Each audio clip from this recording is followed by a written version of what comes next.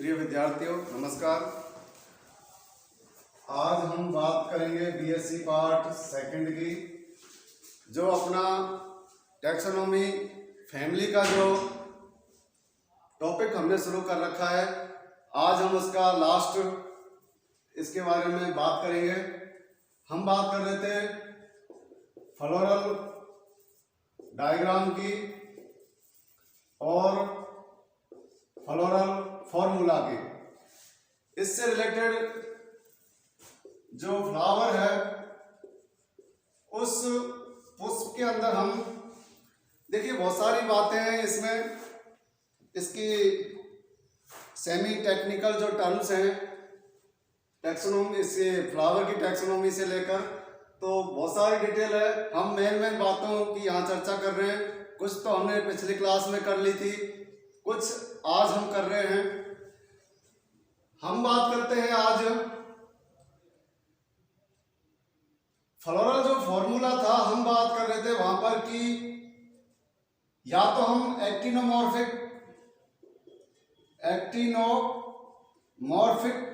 Word का use करते हैं फ्लावर के लिए, या फिर हम यूज करते हैं किसका, जाइगोमॉर्फिक। इन दोनों में से वो पुष्प कोई एक प्रकार का होगा। यदि एक्टिनोमॉर्फिक है तो हम फ्लोरल फॉर्मूला के अंदर इस प्रकार का सिंबल इस्तेमाल करते हैं।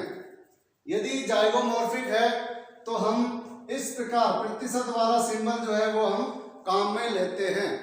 यहां तक हमने ये पिछली क्लास में पढ़ लिया था। अब हम आज बात करेंगे कि वो फ्लावर एक्टिनोमॉर्फिक है या जाइगोमॉर्फिक, इस चीज का पता कैसे लगाया जाए। तो इसके लिए हम देखिए फ्लावर का एक डायग्राम बनाते हैं। उसके अंदर हम डायरेक्शन के अकॉर्डिंग उसकी स्ट्रक्चर के बारे में देखते हैं।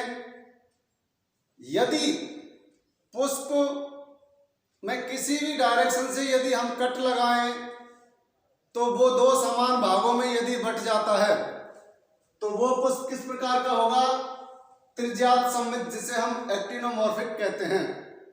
यदि सिर्फ एक ही डायरेक्शन से जो पुष्प है वो दो समान भागों में यदि डिवाइड होता है तो उसके लिए हम वर्ड यूज करते हैं जाइगोमॉर्फिक, जिसे हिंदी में कहा जाता है एक व्यास सममित।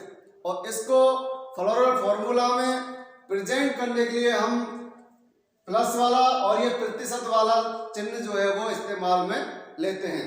तो देखिए डायग्राम से समझते हैं। सबसे पहले हम बात करते हैं किसकी, एक्टिनोमॉर्फिक के बारे में।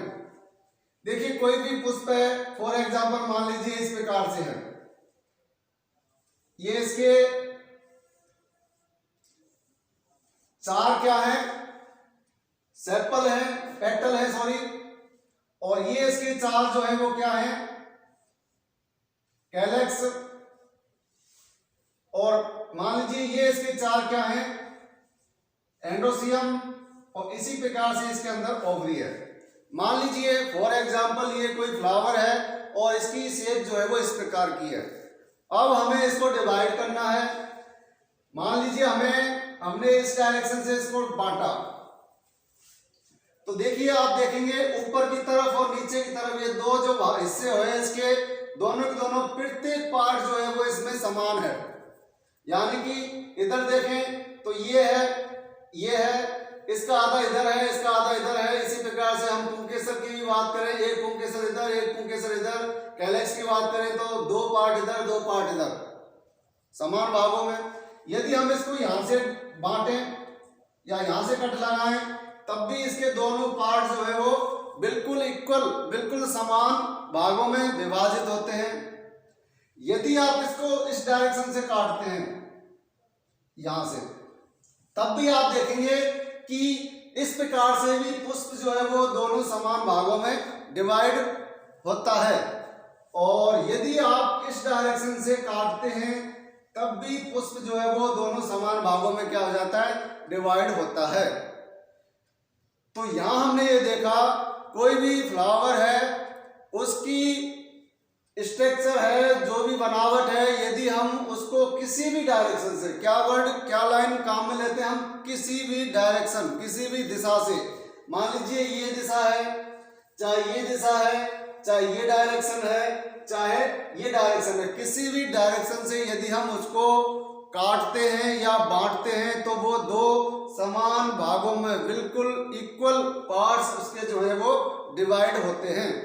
और इस प्रकार के फ्लावर के लिए हम वर्ड यूज करते हैं एक्टिनोमॉर्फिक, जिसको कहा जाता है त्रिज्यात सममित। और इस प्रकार के पुष्प को पुष्प सूत्र के अंदर, फ्लोरल फॉर्मूला के अंदर जब हम रिप्रेजेंट करते हैं तो उसको हम इस सिंबल के द्वारा दर्शाते हैं। समझ में आया होगा। इसी प्रकार से यदि पुष्प इस टाइप का नहीं है तो वो इस टाइप का होगा, जिसको हिंदी में कहा जाता है एक व्यास सममित, एक व्यास सममित, इस टाइप का। और इसके लिए हम सिंबल यूज करते हैं इस प्रकार का। तो देखिए ये क्या है, इस प्रकार के पुष्प के अंदर मान लीजिए ये मैं डायग्राम बना देता हूं, कोई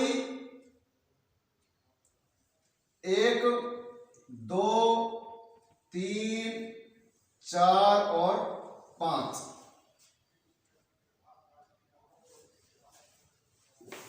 5 नहीं, यहां हम बनाते हैं ट्राइकार्पलरी जिसको हम कहते हैं। तो एक ये, दूसरा इधर और तीसरा इधर। और इसी प्रकार से इसके ये वाही दल, ये कोरोला हो गए। और इसी प्रकार से हम बात करें इसके, मान लीजिए ये पुंकेसर, ठीक है, और यहां पर इसका गाइनोसियम। मान लीजिए कोई इस प्रकार का फ्लावर है, आप इसको इस डायरेक्शन से काटते हो तो क्या ये दोनों समान भागों में बटा है? नहीं, क्योंकि आप देख रहे हैं इधर 2 कोरोला, इधर एक सिंगल, इधर एंडोसियम के इसके पुंकेसर जो है वो 2 है, यहाँ सिंगल है। और ये भी हम देखें इधर एक ही है और इधर ये जो 2 भाग है, नहीं बटा। यदि आप इसको इस डायरेक्शन से काटते हैं तब ये 2 समान भागों में बट रहा है। यदि आप इसको इस डायरेक्शन से और इस डायरेक्शन से, ठीक है, तो ये डायग्राम थोड़ा ठीक नहीं बना है। या हम इसकी जो परिभाषा लिखेंगे वो क्या लिखेंगे कि इस प्रकार के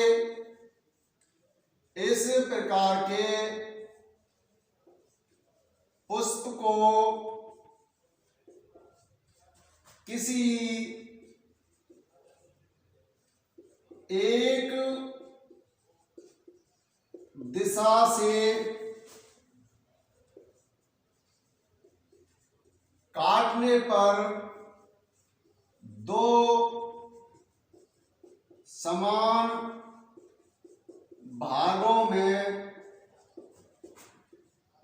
विभाजित होता है, विभाजित होता है।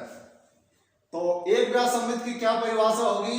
कोई ऐसा पुष्प जिसको हम सिर्फ एक ही डायरेक्शन से 2 समान भागों में बांट सकते हैं, अलग अलग डायरेक्शन से नहीं, किससे?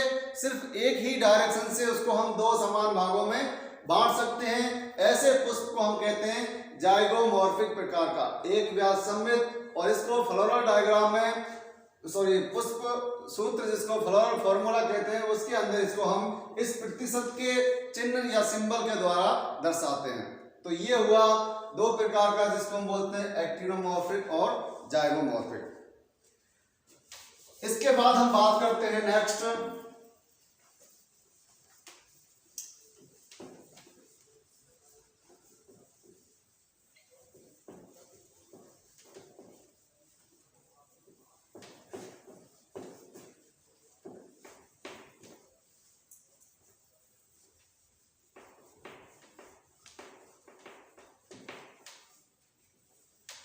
इसके बाद नेक्स्ट बात करते हैं हम किसकी?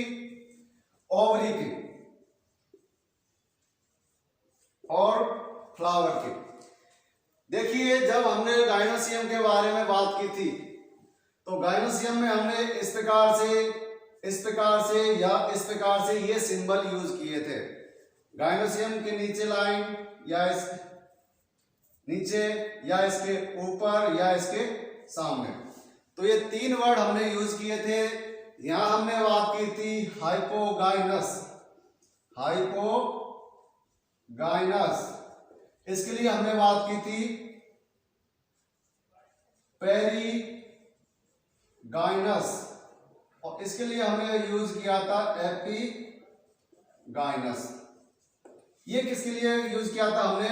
उस फ्लावर के लिए कि पुष्प किस प्रकार का है, अधोवर्ती, उदरवर्ती और अर्ध अधोवर्ती या अर्ध उदरवर्ती प्रकार का। ठीक है। ओवरी के लिए हम उसी के आधार पर वर्ड यूज करते हैं जिसको बोलते हैं सुपीरियर, सुपीरियर, इंफीरियर, इंफीरियर और हाफ सुपीरियर या हाफ सुपीरियर या हाफ इंफीरियर, इंफीरियर। ये वर्ड हम यूज करते हैं किसके लिए? ओवरी के लिए। तो देखिए इनको हम डायग्राम से समझते हैं। सबसे पहले हम बात करें कि यदि ओवरी कैसी है, सुपीरियर है। ठीक है, इसको हिंदी में कहते हैं